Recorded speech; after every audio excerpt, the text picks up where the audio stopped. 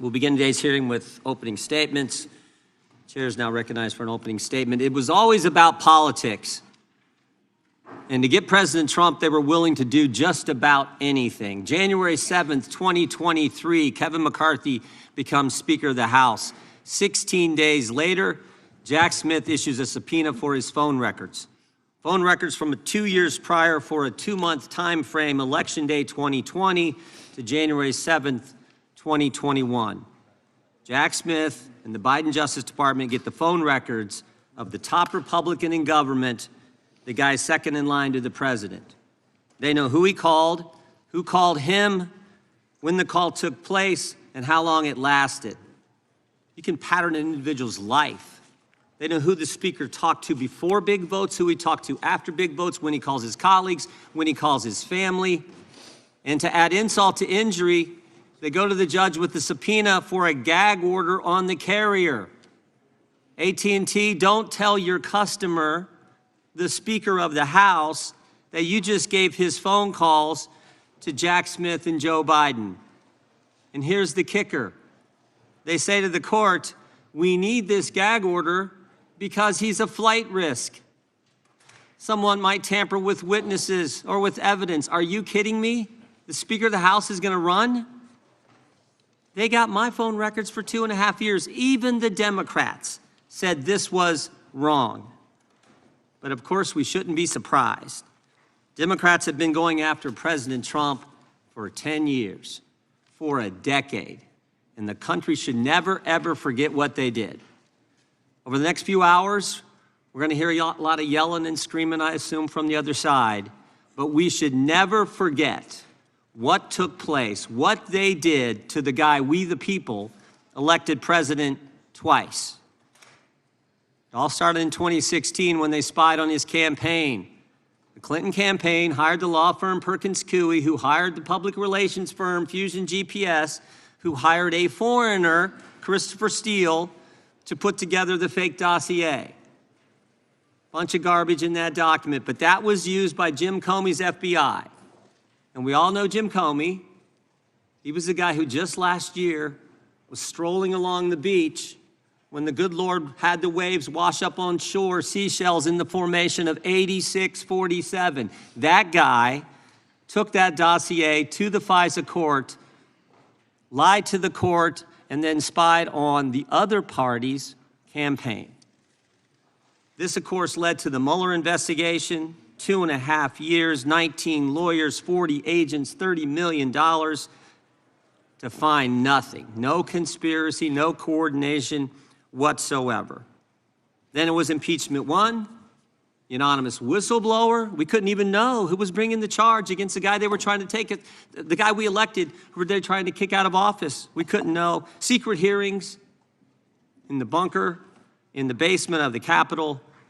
Again, nothing. Then it was impeachment 2. No secret hearings here because they didn't have any hearings. It was the snap impeachment, and the Senate trial actually took place after President Trump wasn't in office. Then, of course, it was Alvin Bragg, who said before he got elected district attorney that there was no case here.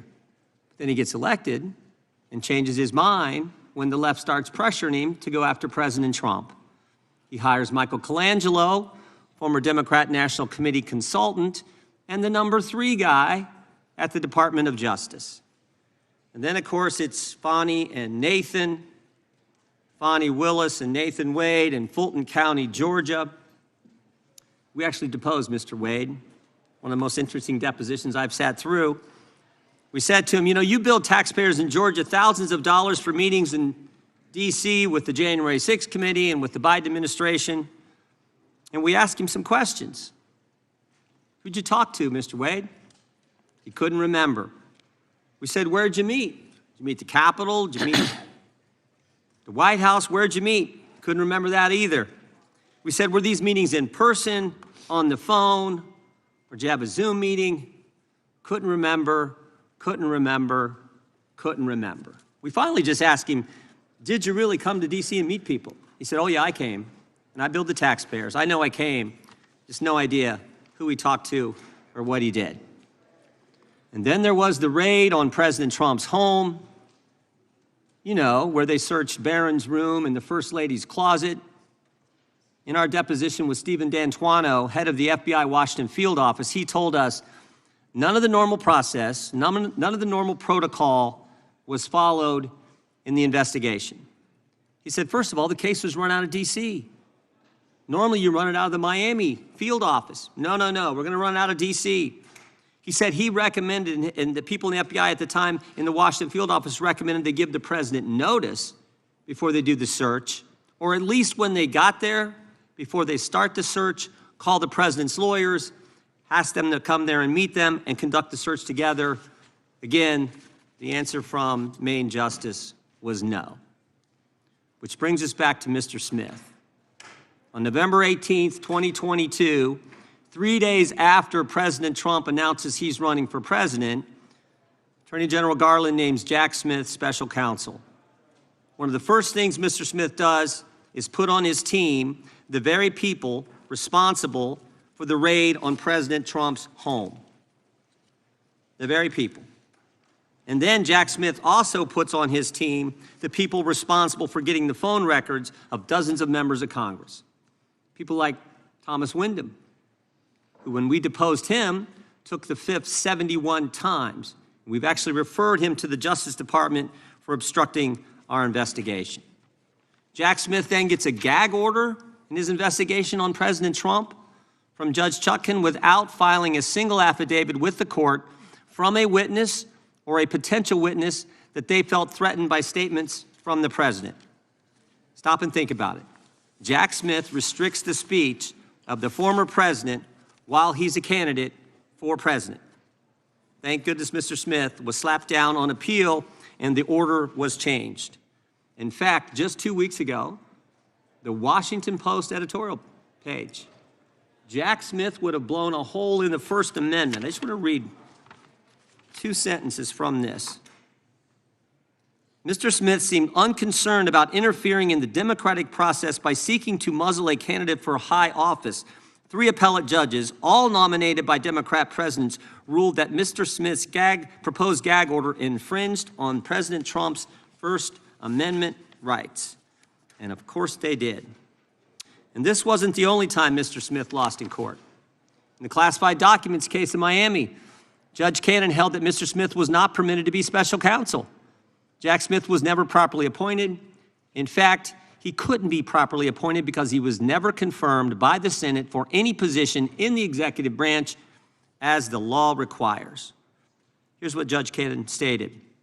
Quote, the special counsel's position effectively usurps that important legislative authority, transferring it to a head of department and in the process threatening the structural liberty inherent in the separation of powers. And of course, on July 1st, 2024, the United States Supreme Court ruled that President Trump had immunity for actions taken in his official capacity as the president. 1 month later, after this decision by the Supreme Court, Jack Smith files a superseding indictment on August 27, 2024. But Mr. Smith doesn't stop there.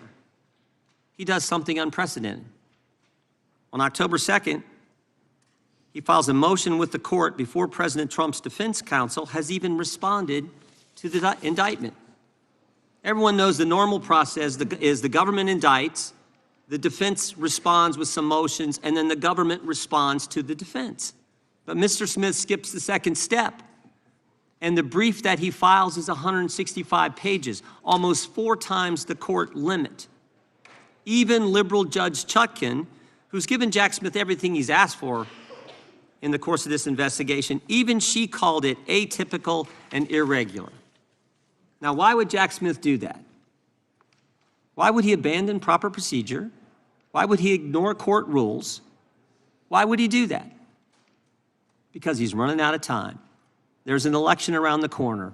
It's coming in 33 days, and he's got to get President Trump. He's got to stop President Trump from running, tie him up in court. He's got to get to trial, or at a minimum, insert an 165-page political document into the presidential campaign. It was always about politics. The good news is the American people saw through it. They saw through it. For so long, the left has controlled so much in this country. The left controlled big media, the left controlled big tech, the left controlled academia, Hollywood, certainly the Democrat Party, and I think all too much the federal bureaucracy. But the left doesn't control we the people. And in spite of the left and the weaponization efforts of Jim Comey, Alvin Bragg, Fonnie Willis, and Jack Smith, we the people saw through it all, and we elected President Trump twice.